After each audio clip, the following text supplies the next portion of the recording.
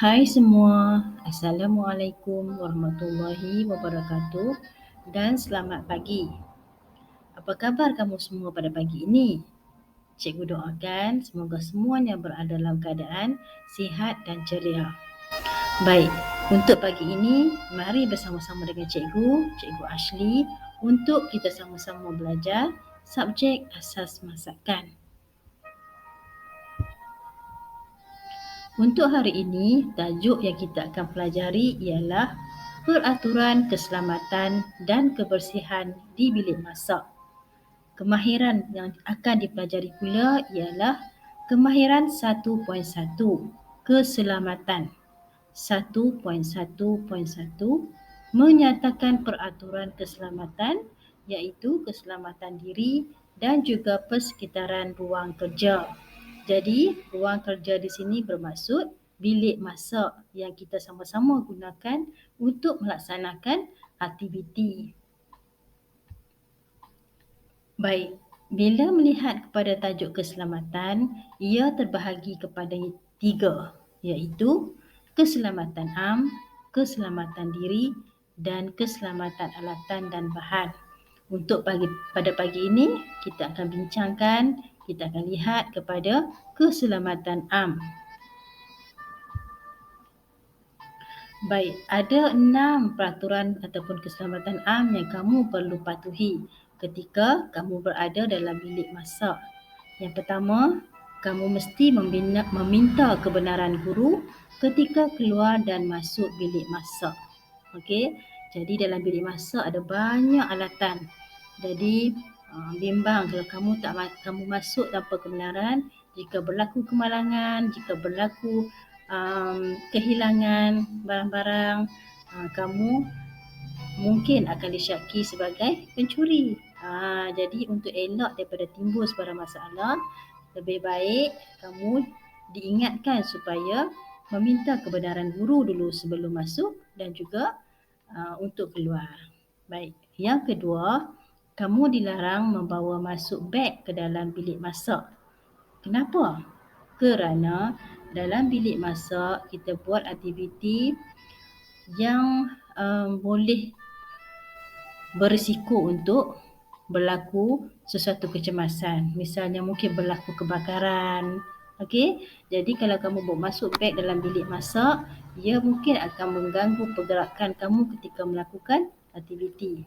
Bila berlaku kecemasan seperti kebakaran, mungkin ia akan mengganggu laluan kamu untuk lari keluar daripada bilik masak untuk selamatkan diri. Itu contoh.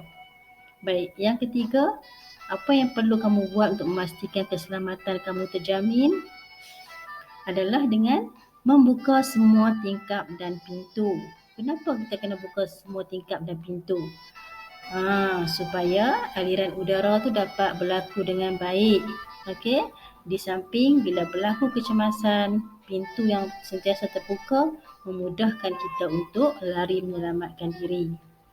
Yang keempat, menggunakan alatan dan bahan dengan cara yang betul dan selamat. Okey, misalnya pisau, gunting itu adalah contoh alatan tajam. Jadi bagaimana kita nak menggunakan alat-alat tersebut?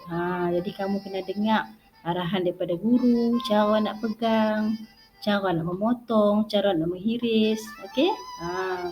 Baik. Kemudian yang kelima, membersihkan bilik masak selepas melakukan aktiviti. Jadi selepas kita lakukan aktiviti memasak, kita mesti bersihkan supaya bilik masak kita bersih, elok seperti mana sebelum kita melakukan aktiviti. Kalau kita biarkan minyak tanpa kita cuci, mungkin bertumpah di lantai, kita tak nampak, kita pijak lincin, terjatuh. Ini boleh membahayakan keselamatan diri kita dan kawan-kawan. Baik, yang keenam ataupun yang terakhir, tutup suis elektrik selepas digunakan. Jadi lepas kita guna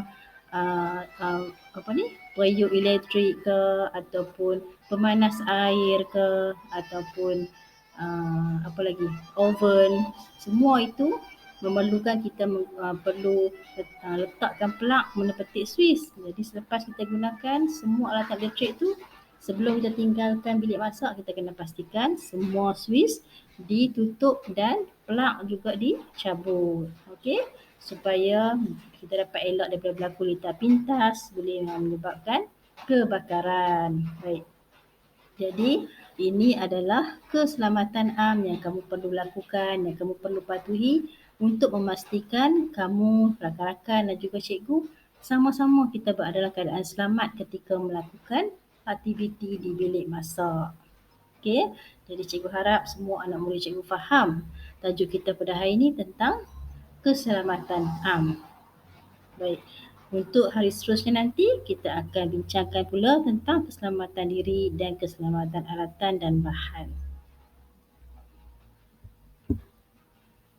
Jadi sampai di sini dulu. InsyaAllah kita berjumpa lagi.